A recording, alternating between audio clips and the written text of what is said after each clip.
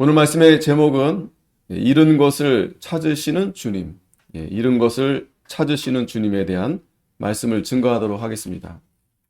특별히 오늘 말씀에는 예수님이 비유로 이제 설명을 해 주십니다. 비유로. 그래서 예수님이 비유로 말씀하신 이유는 큰 의미가 있습니다. 누가복음 8장 9절에 보면 제자들이 이 비유의 뜻을 물으니 그랬어요. 이 비유, 예수님께서 이 비유로 특별히 말씀하시는 이유는 이 비유의 말씀을 통해서 허락된 자들에게만 이 하나님의 비밀을 알게 하신 겁니다. 이 비유의 말씀을 듣도록 허락된 자들만 이 비유의 말씀을 듣게 하신 거예요. 그렇지 않은 자들은 들어도 듣지 못하고 깨닫지 못하는 겁니다.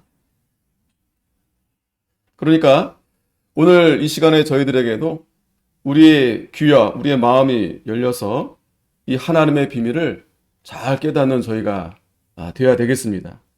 오늘 특별히 이 누가복음 15장의 내용에는 세 가지 비유의 말씀이 있습니다. 그래서 첫째는 이제 잃어버린 양을 찾으시는 주님. 둘째는 잃어버린 드라크마. 어느 여자가 그 10드라크마가 있었는데 하나를 잃어버렸어요. 그래서 그 하나를 찾는 그런 내용이고, 마지막으로 이 세 번째는 잃어버린 둘째 아들을 찾는 아버지. 그래서 사실은 이 세 가지 비유가 되어 있지만 이 마지막에 잃어버린 둘째 아들을 찾으시는 아버지에 대한 말씀이 결론적인 말씀이고 중요한 내용의 말씀입니다. 자, 그래서 오늘 1절에 보면 모든 세리와 죄인들이 말씀을 들으러 가까이 나아왔다 라고 했습니다. 예수님께서 오늘 이 비유에 대한 말씀은 누구에게 하시는가? 보니까 1절에 모든 세리와 죄인들이 말씀을 들으러 가까이 나아왔다 그랬어요. 이 1절의 말씀은 사실 의미가 있는 내용인데 앞에 14장의 내용을 우리가 알고 있으면 왜 세리와 죄인들이 말씀을 들으러 가까이 나와왔는지 잘 이해가 됩니다. 왜냐하면 이 하나님의 나라에서 함께 이 떡을 먹는 자가 복이 있다. 누가복음 14장 15절에 보면 그 말씀이 여기 있거든요. 그러니까 지금 이 14장의 내용의 배경은 바리새인 두 명이 예수님을 초청해서 그렇게 이제 함께 식사하는 자리에 예수님께서 그 바리새인들에게 아주 중요한 교훈을 몇 가지 말씀해 주셨어요. 그때 듣고 있던 어떤 한 자가 예수님의 말씀을 듣고서 하나님의 나라에서 떡을 먹는 자도 복되도다.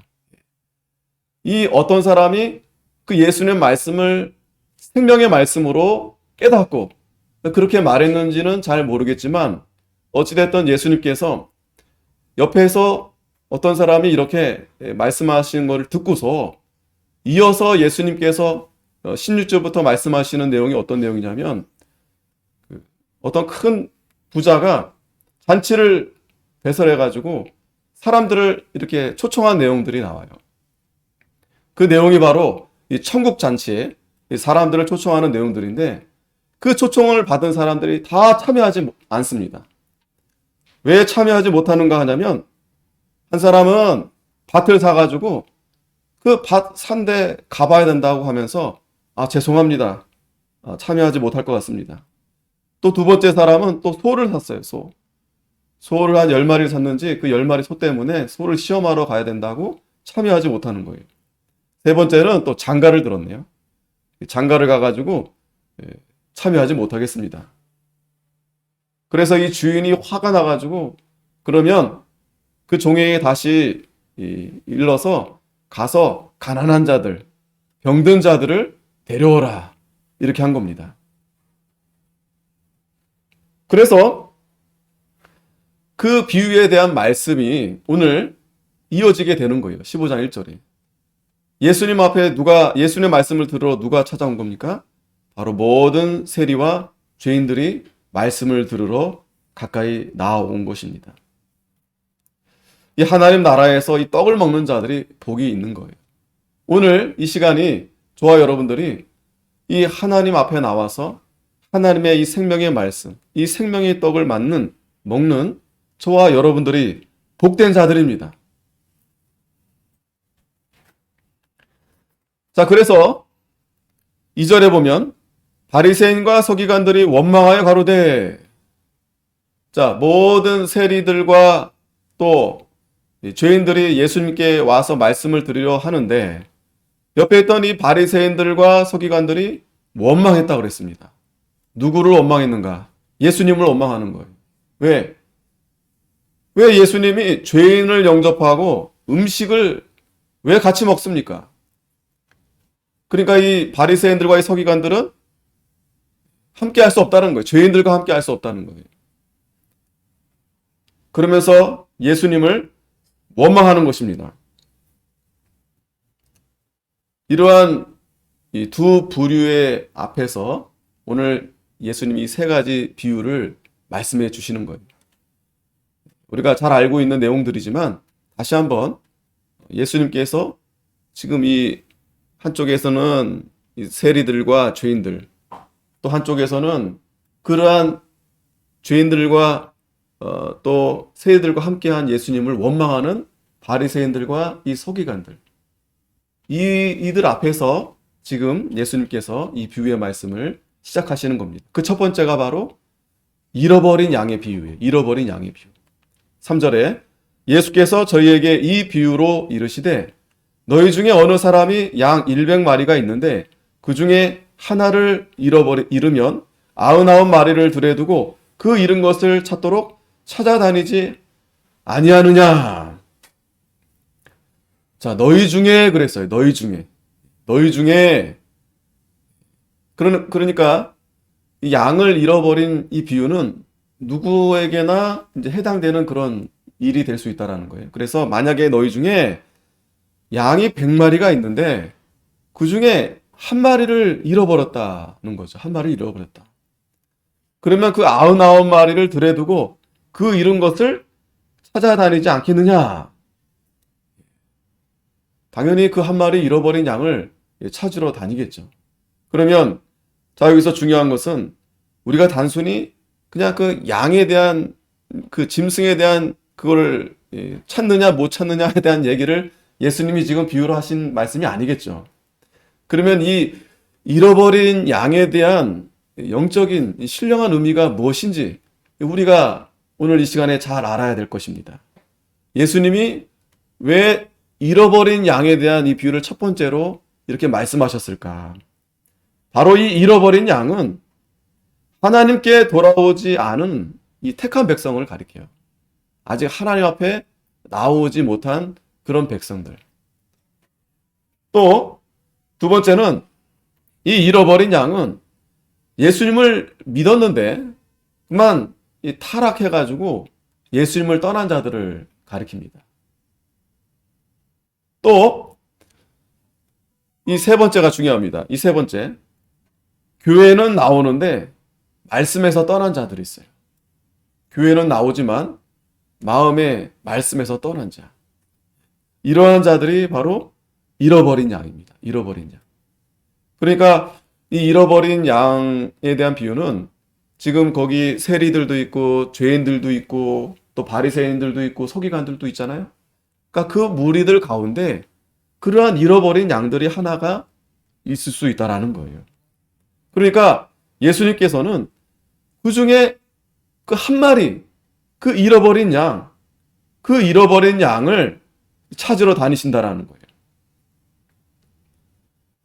그 유대, 그 이스라엘 그 골짜기를 가보면 굉장히 험준합니다. 그 광야에 가보면 밤이면 춥고 또 위험하고 그런데 그러한 곳에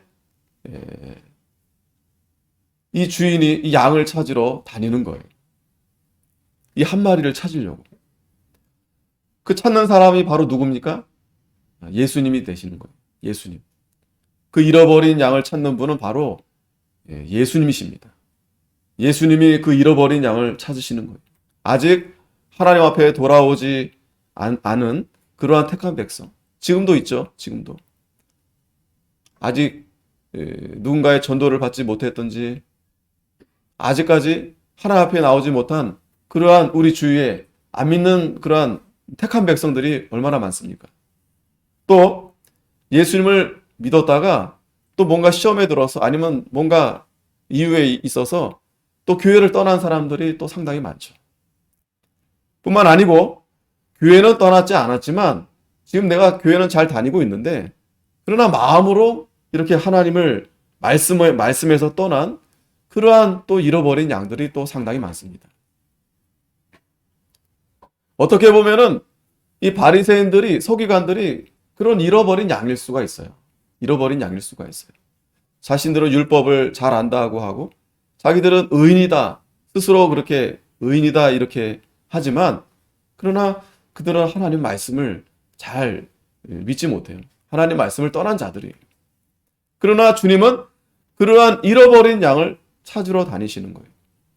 그래서 그 잃어버린 양 가운데 세리라 할지라도 죄인이라 할지라도 예수님이 그 잃어버린 양을 찾으셔서 그를 부르신 겁니다. 그랬더니 5절에 찾은즉 즐거워 어깨에 메고 찾았어요. 산 넘고 물 건너 그 한 마리 어디 갔나 찾다가 이 주인이 그걸 찾았어요. 그러니까 얼마나 마음이 즐겁습니까? 그러니까 그 양을 어깨에 딱 짊어지고 가는 거예요. 그렇게 할 필요도 없는데, 그죠? 너 때문에 내가 이렇게 너 하나 찾느라고 이 고생을 했는데 그게 아니고 그 양 한 마리, 그 짐승이요, 짐승 여러분. 사람이 아니에요. 그 짐승 한 마리라도 그 잃어버린 줄 알았는데 그걸 찾았으니 그 주인이 마음이 얼마나 기쁜지 그걸 어깨에 메면서 또 6절에 보니까 집에 와서 그 벗과 이웃을 불러 모으고 말하되 나와 함께 즐기자. 나의 잃은 양을 찾았노라. 예. 여러분 잘 한번 생각해 보세요. 그냥 단순히 양 한 마리입니다. 양 한 마리. 보잘것없는 양 한 마리인데 이 주인이 그 양 한 마리를 찾으려고 그냥 하루 종일 아니면 며칠을 그렇게 찾아 헤맨 거예요. 그런데 그걸 찾았더니 너무 기뻐가지고 그러면 그 찾은 거로 끝 아니겠어요? 그런데 그걸 찾아서 집에 와가지고 친구들을 또 불러다가 잔치를 하고 축하하고 그러면서 하는 말이 내가 이 잃어버린 양을 찾아서 너무 좋다. 잃어버린 양을 찾았기 때문에 우리가 이렇게 함께 즐기자. 함께 이렇게 기뻐하자. 이렇게 하시는 거예요. 그러면서 이 7절의 말씀이 중요합니다. 이 7절의 말씀. 내가 너에게 이르노니 이와 같이 죄인 하나가 회개하면 하늘에서는 회개할 것 없는 의인 99을 인하여 기뻐하는 것보다 더하리라. 잃어버린 양을 찾는다는 것은 단순히 그 양 한 마리가 아까워서 찾는 것이 아니고 바로 이 죄인 하나가 회개하면 하늘에서는 회개할 것 없는 의인 99을 인하여 기뻐하는 것보다 더하리라. 그러니까 그 잃어버린 양 한 마리 찾는 게 어떤 의미가 있는 거예요? 그 한 성도가 회개해서 하나님의 백성이 되었기 때문에 이것은 마치 회개할 것 없는 의인 99. 이 의인 99은 이미 이제 하나님의 택한 백성입니다. 그러니까 이 회개할 것 없는 의인 99을 인하여 기뻐하는 것보다 그 죄인 하나가 회개한 것이 더 기쁘다. 이 말은 뭐냐면 의인 99이 뭐 별로 중요하지 않다라는 의미가 아니고 이 죄인 하나가 회개한 것이 그보다 더 그만큼 기쁨이 크다라는 것을 이렇게 설명을 해 주는 거예요. 그러니까 이 말은 뭐냐면 얼핏 들으면 마치 우리가 스스로 회개해서 주님 앞에 나아간 것처럼 이렇게 들릴 수가 있는데 사실은 우리가 이 앞의 내용을 쭉 보면 어떤 내용이 지금 이 죄인 하나가 회개했다기 그러니까 양이 스스로 찾아왔다기보다도 그 양을 지금 누가 찾은 거예요? 주인이 이 양을 찾은 거예요. 그러니까 정확하게 죄인 하나가 회개했다라는 표현은 다시 우리가 정확하게 이 의미를 이해해 보려면 죄인 하나를 이 주인이 회개시켜서 하나님의 자녀로 이렇게 받아주신 겁니다. 그래서 누가복음 5장 32절에 보면 예수님께서 내가 의인을 부르러 온 것이 아니요 죄인을 불러 회개시키러 왔다 그랬어요. 죄인을 불러 회개시키러 왔다. 그러니까 이 회개는요 하나님의 은혜입니다. 회개는 하나님의 은혜예요. 그냥 우리가 단순히 회개했습니다. 그 말로 반성하고 뭐 자기 성찰하고 그런 게 아니에요. 그런 의미가 아니에요. 우리 사람들은 그냥 단순히 그냥 잘못했습니다 라고 말하면 그냥 그게 회개인 줄로만 알아요. 그런데 성경에서는 오늘 잃어버린 양의 비유를 우리가 잘 보면 이 회개는 하나님이 우리를 불쌍히 여기셔서 우리를 하나님의 자녀로 삼아 주시려고 우리를 찾으시고 부르셔서 우리가 하나님 앞에 예수님 앞에 나아가서 참으로 주님이시구나. 주님을 만난 이후에 자신의 죄를 뉘우치고 이제는 다시는 그 죄의 자리에 있는 것이 아니라 캄캄한 어두움에 있는 것이 아니라 이제는 예수님과 함께 나아감으로 인해서 이제는 예수님을 따라가는 예수님 말씀대로 살아가는 그러한 모습이 바로 진정한 회개이고 회개의 열매를 맺혀 나아가는 거예요. 우리가 이 회개에 대해서 잘못 오해하면 이 구원파는 한번 회개하면 이제 회개할 필요가 없다라는 거예요. 얼마나 달콤합니까? 이미 거듭났기 때문에 구원을 얻었기 때문에 뭐 더 이상 누구한테 뭐 용서를 빌 필요 없다라는 거예요. 듣고 보면은 참 그 말이 그런 것 같고 좋아 보이잖아요. 그런데 그렇지 않습니다. 이 성경 말씀 우리가 보고 살펴보면 우리가 진정한 회개는 하나님 앞에 우리가 나아가는 것인데 우리가 하나님 앞에 나아갈 때 우리가 얼마나 죄를 많이 짓습니까? 지금도 마찬가지죠. 우리가 마음으로, 생각으로, 또 행동으로 얼마나 많은 죄를 짓니까?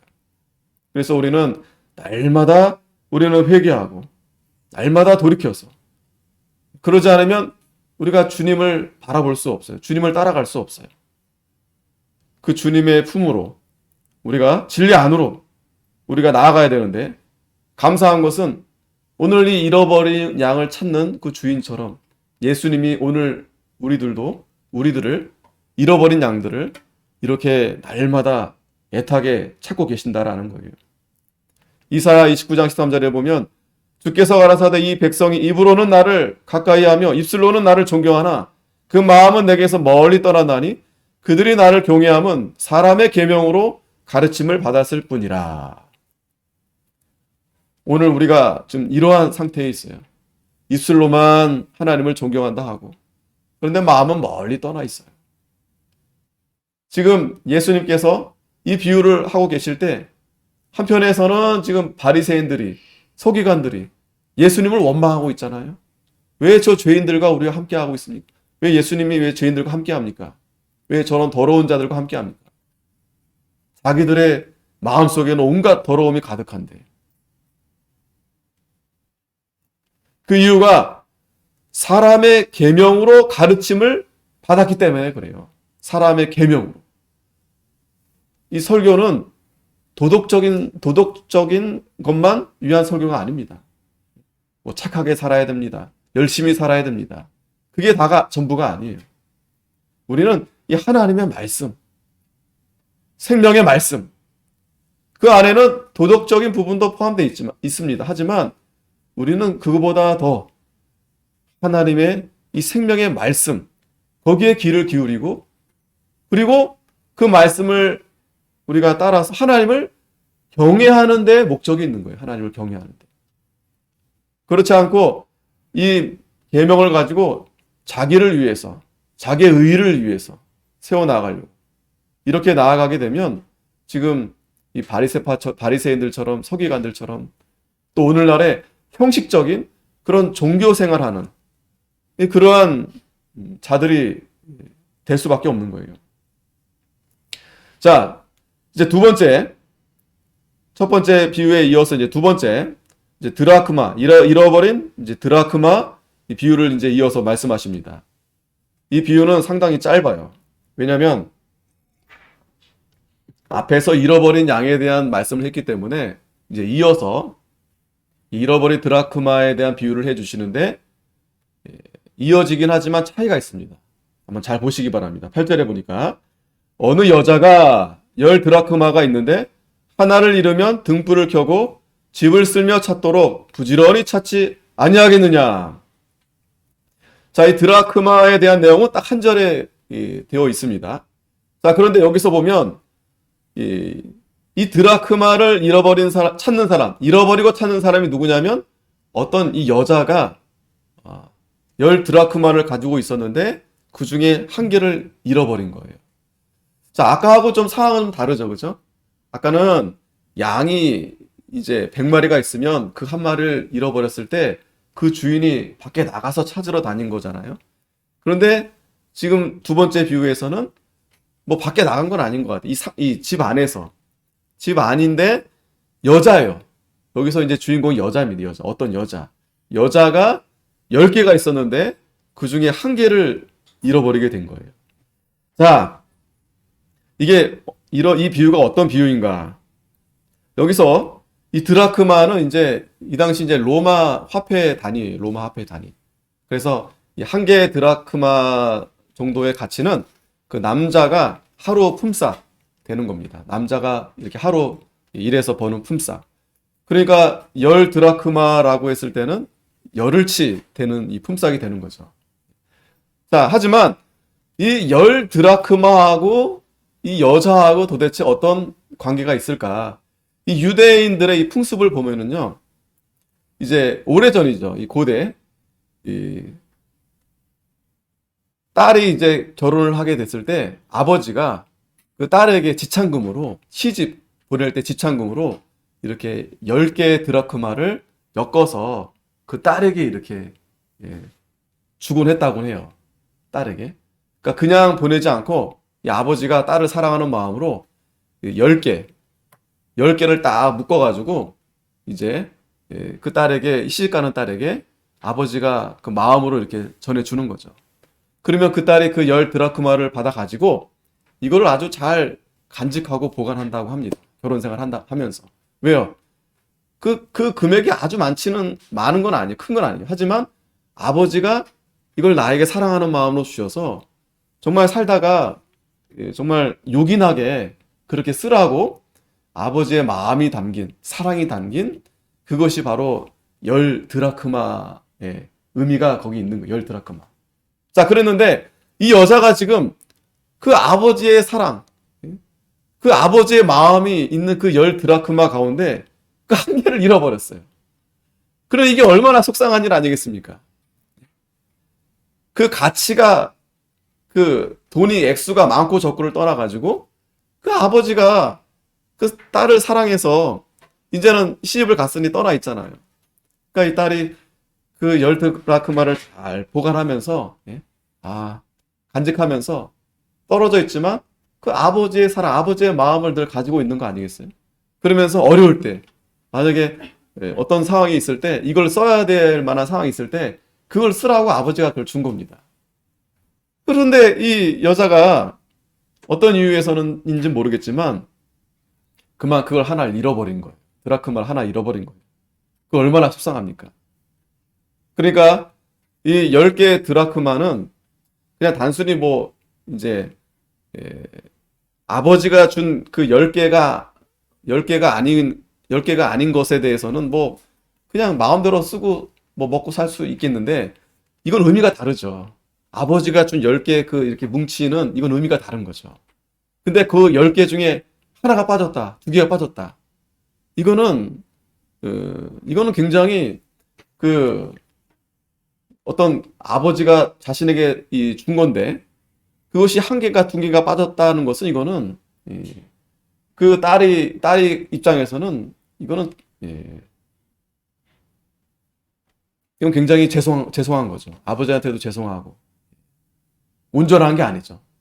10개가 완전히 내가 가지고 있어야 이게 온전한 건데 이게 한 개가 빠져 있으면 이게 온전치 못하게 된 상황이 된 겁니다. 자, 그래서 그 한 개를 잃어버렸기 때문에 찾는 거예요. 자, 그러면 여기서 중요한 것은 이 드라크마가 그러면 어떤 영적인 의미가 있는가? 단순히 화폐 가치 뭐 얼마냐 이게 문제가 아니고 오늘 우리는 그게 중요한 거죠. 이 드라크마가 도대체 뭐냐? 이걸 왜 잃어버린 것 때문에 왜 우리가 이 비유를 우리가 이 말씀을 왜 이렇게 듣느냐 이걸 생각해 봐야 되겠죠. 이 드라크마는 바로 뭐냐면 중생한 영의 역사를 가리키는 거예요. 중생한 영의 역사. 그러니까 여러분 보세요. 아까 그 잃어버린 양은 어떤 상태예요? 하나님을 떠났던 상태잖아요. 하나님을 떠났던 상태 아니면 아직 하나님을 한 번도 하나님 앞에 나오지 못한 상태에서 그 잃어버린 양을 찾은 거예요. 자, 그런데 이 어느 여자가 이 드라크마를 잃어버렸다는 것은 뭐냐면 이 중생한 성도 이제 잘 믿고 있어요.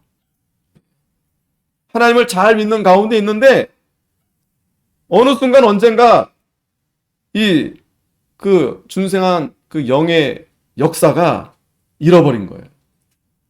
중생한 영의 역사를 잃어버렸다. 그 말은 어떤 의미가 있는 거예요? 신앙생활 하는데 은혜가 잘 안 돼요. 그리고 마음이 텁텁하고 또 무엇보다 능력이 나타나지 않아요. 중생한 영이 역사하면 어떻습니까? 힘이 나죠. 사모하는 마음이 있고 열심을 내고 그리고 은혜를 받아요. 그냥 담비같이 하나님이 주시는 말씀이 그냥 쏙쏙 들어옵니다.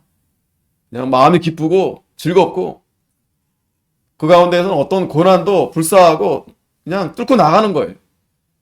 그런데 이 중생한 영의 역사가 점점 식어지고 잃어버리면 메가리가 없어요. 힘이 없어요. 낙심이 되고 그러한 상태를 가리키는 거예요. 그러니까 문제는 그걸 잃어버리게 돼서 지금 이 여인이 어떤 마음의 상태가 있는 거예요? 지금 아버지가 정말 딸을 사랑하는 마음으로 그 드라크마를 줬는데 그 한 개를 잊어버렸다는 것은 그 단순한 한 개가 아니에요. 그 한 개가 없으면 그 10개가 온전치가 못한 상태가 되어버리는 거예요. 그러니까 지금 이 어느 여인의 마음의 상태는 그 아버지에 대한 사랑을 잊어버렸던 거예요. 그 잊어버렸으니까 그 하나를 어디다가 그렇게 흘렸든지 한 거겠죠. 그리고 아버지가 그동안에 그 자기를 키워주고 길러줬던 그 은혜, 그 첫사랑, 그걸 잃어버린 거예요. 그러니까 점점 마음이 어떻게 되겠어요? 마음이 그냥 사랑이 식어지고 은혜가 떠나가고 능력이 없고 그러면서 심령의 병이 생기게 되는 거예요. 심령의 병. 우리 사랑하는 성도들이 이 중생한 영의 역사가 나타나지 않으면 그렇게 무기력한 그러한 영적인 상태가 되어버리는 거예요. 자, 그때 이 여인이 어떻게 하는가? 그걸 잃어버린 가운데에서 잃어버렸구나. 뭐 할 수 없지. 그게 아닙니다. 이걸 찾아야 돼요. 그걸 찾아야 되는데 가장 먼저 한 게 뭐냐면 등불을 켜요. 자, 이 비유가 굉장히 쉽게 지금 예수님 설명하시는 거예요. 방의 구석이 어디 떨어졌는데 이걸 찾자니 잘 안 보이니까 가장 먼저 이 등불을 딱 켜는 겁니다. 이 등불이 뭐예요? 바로 하나님 말씀이에요. 하나님 말씀. 그 잃어버린 드라크마를 찾는 방법은 등불을 켜야 돼요. 하나님 말씀으로 찾는 겁니다. 잠언 6장 23절에 보면 대저 명령은 등불이요 법은 빛이요 훈계의 책망은 곧 생명의 길이라. 이 하나님의 말씀의 빛이 우리 마음에 비춰져야 우리 성도가 거듭났잖아요. 중생했잖아요. 그 영이 힘을 내서 우리가 이렇게 믿는 일을 하는 겁니다.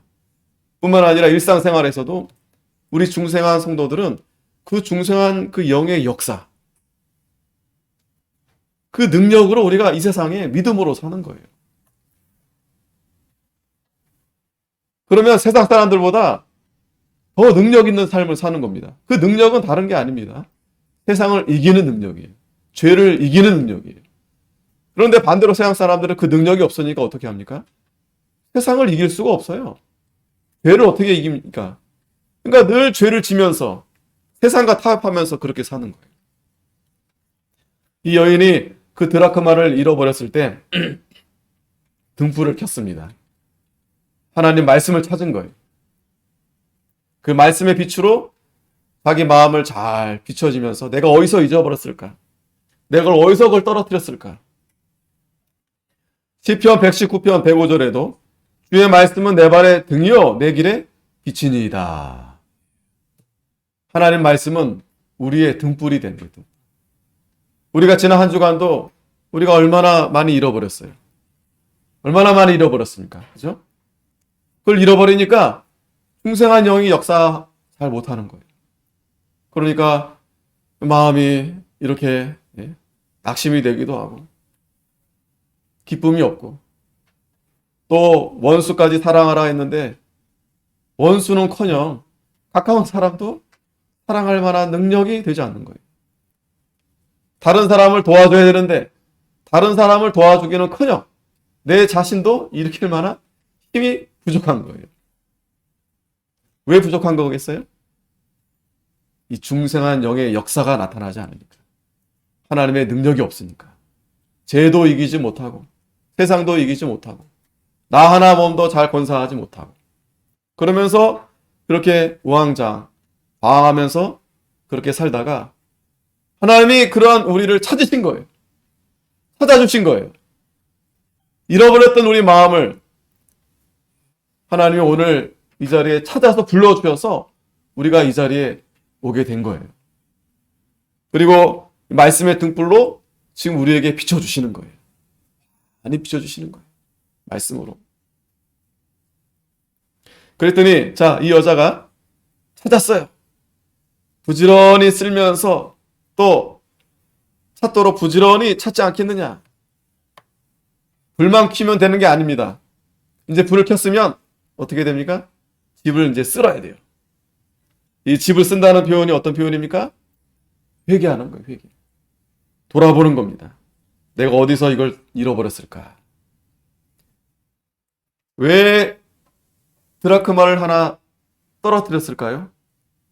아니, 다시 설명하면 왜 그 잃어버린 드라크마를 왜 찾지 못했을까? 왜 보지 못했을까요? 분명히 10개 중에 하나 떨어졌는데 왜 그걸 보지 못하는 가운데 있을까요? 무엇 때문에 그런 겁니까? 이 더러운 죄가 그걸 가리운 거예요. 저와 여러분들에게도 10개가 완벽하게 있어야 됩니다. 이 10개를 받았어요. 그런데 이 죄가 하나하나 이걸 가리우는 거예요. 그게 가리워지면 이 역사가 나타나지 않아요. 하나님의 역사가 나타나지 않아요. 그 역사가 나타나야 우리가 어려움을 당해도 낙심하지 않고 고난을 당해도 우리가 하나님의 능력으로 뚫고 나갈 수 있어요. 할 수 있거든이 무슨 말이냐? 믿는 자에게는 능치 못함이 없다. 내게 능력 주시는 자에서 내가 모든 것을 할 수 있다. 사도 바울이 자신이 몸이 병이 있고 정말 어려운 가운데 있었지만 그러나 바울이 뭐라고 고백합니까? 모든 게 다 하나님의 은혜. 하나님의 은혜이고 내가 약한 가운데 그리스도의 능력이 더 크게 나타나는 것을 바울이 고백하는 그게 바로 중생한 영의 역사예요.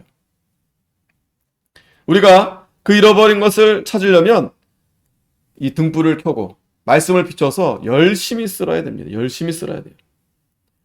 우리 속에 있는 더러운 죄들을 낱낱이 찾아서 하나님 앞에 회개해야 됩니다. 어떤 분들은 그래요. 아니 교회에 가면 뭐 그렇게 사람들이 눈물을 흘리냐. 새벽마다 눈물 흘리고 또 주일마다 눈물 흘리고 수요일마다 또 흘리고 교회 가면 뭐 맨날 눈물만 흘리냐. 그러면서 비아냥거리는 거예요. 눈물만 흘리는 종교가 무슨 능력이 있냐, 기쁨이 있냐. 그거는 잘 깨닫지 못해서 그런 거죠. 잘 알지 못해서 그런 거죠. 우리는 어떻게 보면은 이 회개의 종교예요, 회개. 회개가 그만큼 중요하다는 겁니다. 그 더러운 죄가 우리를 자꾸 우리의 그 영의 세계를 가리우는 거예요. 우리를 바로 보지 못하게 하는 거예요. 믿음으로 바로 보지 못하도록 그렇게 가리우는 거예요. 그러면 우리가 어떻게 그걸 찾아야 되겠습니까? 첫째는 하나님 말씀을 순종하지 않은 거, 이걸 찾아야 됩니다. 하나님 말씀을 우리가 불순종한 거, 내가 하나님 말씀을 순종했어도 순종에 부족한 거, 이걸 찾아야 돼요. 이걸 찾아야 됩니다. 오늘 이 시간에도 우리가 가장 먼저 그걸 찾아야 돼요. 그거를 이 하나님 말씀이 비춰지지 않으면 잘 모릅니다. 내가 하나님 말씀을 잘 순종하고 있는지 분명히 부족하거든요. 완전한 자가 누가 있겠습니까? 지금 이 비유를 듣는 그 한쪽에 있는 바리새인들, 서기관들, 자기들은 완전한 줄 알아요. 그러면서 저 옆에 있는 세리들과 죄인들을 그렇게 죄인 취급하는 거예요. 자기들의 속엔 더 더러운 게 많은데. 왜 그러겠어요? 그 잃어버린 줄 모르는 거예요. 자기가 지금 하나 잃어버려 있는 상태인데 그걸 모르고 있는 겁니다. 우리도 신앙생활 이렇게 그냥 하다 보면 그걸 잃어버렸는데 잃어버린지 모르며 살 때가 사는 가운데가 얼마나 많은지 몰라요. 지금도 마찬가지입니다. 분명히 내가 잃어버렸는데 잃어버린 줄도 모르고 그냥 사는 거예요. 우리가 하나님 말씀을 분명히 순종하지 못한 게 있어요. 또 더 순종해야 되는데 자꾸 시간이 지나면서 뒤로 퇴보하는 일들이 있어요. 이거는 하나님 앞에 반드시 우리가 찾아서 회개해야 됩니다. 두 번째는 우리 마음이 하나님을 떠나는 것. 우리 마음에서 하나님을 떠나는 것. 이사야서 1장 4절에 보면 슬프다 범죄한 나라여 허물진 백성이여 행악의 종자여 행위가 부패한 자식이로다. 그들이 여호와를 버리며 이스라엘의 거룩한 자를 만홀히 여겨 멀리하고 물러갔도다. 이사야 선지자가 참 이렇게 통회하면서 가슴을 치면서 하나님 앞에 이렇게 회개의 말씀을 하시는 거예요. 이건 저와 여러분들에게 하시는 말씀입니다. 우리가 마음으로 하나님을 참 많이 떠나요. 얼마나 많이 떠났습니까? 그리고 우리가 또 회개할 일은 우리가 기도 쉬는 죄, 기도를 우리가 참 많이 못했어요. 기도. 사무엘은 기도 쉬는 죄를 내가 범치 않겠다라고 했잖아요. 우리가 기도해야지. 기도가 정말 중요한지 알면서도 기도를 우리가 잘 하지 못해요. 이것도 또한 죄다. 이걸 회개하고 우리가 하나님 앞에 나아가야 됩니다. 그리고 마지막으로 네 번째는 예수님처럼 살지 못한 거를 회개해야 됩니다. 예수님처럼. 그리스도의 삶을 우리가 살아가야 되는데 그렇지 못한 것에 대해서 그걸 우리가 회개해야 됩니다. 그게 이 집을 쓰는 일이에요. 자, 그렇게 집을 쓸고 찾았더니 마침내 찾았습니다. 9절에 또 찾은 저 벗과 이웃을 불러 모으고 말하되 나와 함께 즐기자. 잃은 드라크마를 찾았노라 하리라. 자, 이 드라크마를 찾았어요. 잃어버린 줄 알았는데 그 아버지가 나를 정말 사랑하는 마음으로 그걸 주신 건데 이걸 찾았습니다. 이 찾았더니 자, 여기서도 보면은 그 찾은 것으로 인해서 자기 혼자 만족한 게 아니고 또 이웃을 불러요. 이웃을 부르고 또 함께 말합니다. 야, 나와 함께 즐기자. 내가 잃어버린 걸 찾았으니 우리 함께 즐기자. 함께 기뻐하자. 이건 어떤 의미가 있습니까? 이 중생한 이 영의 역사는요, 혼자만의 기쁨이 아니에요. 이게 교회입니다. 우리 성도들이 어떤 한 성도가 은혜를 다시 회복하고 다시 이 샘을 얻었을 때 이건 그 한 성도의 기쁨이 아니라 우리 전체의 기쁨이 되는. 왜? 우린 하나니까. 주님의 몸과 우린 다 연합이 된 그런 하나이기 때문에 함께 기쁘고 즐겁게 우리가 이렇게 기쁨을 누리게 되는 겁니다. 그랬더니 마지막 10절에 보면 내가 너에게 이르노니 이와 같이 죄인 하나가 회개하면 하나님의 사자들 앞에 기쁨이 되느니라. 자, 이 드라크 비유도 마찬가지죠. 이 죄인 하나가 이 회개하게 된 것에 대해서 하나님의 사자들 앞에 기쁨이 된다는 거예요. 단순한 그 한 사람, 그 죄인 하나 회개해서 그 자신만의 기쁨이 아니라 이것은 하나님의 사자들 앞에서 기쁨이 되어진다. 잃어버린 양의 비유, 잃어버린 드라크마의 비유. 이게 이어지면서 연결되면서 차이도 있지만, 그러나 이제 마지막 세 번째 비유, 이제 다음 주에 말씀드릴 건데, 그 잃어버린 둘째 아들을 찾는 그 비유에 대한 긴 설명을 하시면서 결국에는 이 주님의 마음은 그 잃어버린 것을 찾는 것에 대한 그 애틋한 주님의 사랑의 마음이 담겨져 있는 것을 우리가 보게 되는 거예요. 마지막으로 스바냐 3장 17절에 보면 너희 하나님 여호와가 너희 가운데 계시니 그는 구원을 베푸실 전능자시라. 그가 너로 인하여 기쁨을 이기지 못하여 하시며 너를 잠잠히 사랑하시며 너로 인하여 즐거이 부르며 기뻐하시리라 하리라. 아멘. 예. 여러분, 오늘 이 아침에도, 이 예배에도 잃어버렸던 우리를 하나님이 찾아서 불러주신 거예요. 또 우리 안에 잃어버렸던 드라크마 하나, 그걸 다시 오늘 말씀으로 우리에게 찾게 해주셔서 우리에게 기쁨을 우리에게 부어주시는 겁니다. 그렇다면 우리가 이제 하나님 앞에 정말 진심으로 회개하고 이 기쁨이 하나님께 있는데, 하나님이 우리에게 주시는 은혜인데, 우리가 날마다 주님께 나아가 회개하고 은혜를 다시 되찾고 우리가 이러한 기쁨으로 날마다 승리하는 저희들이 다 되어야 되겠습니다. 기도하겠습니다.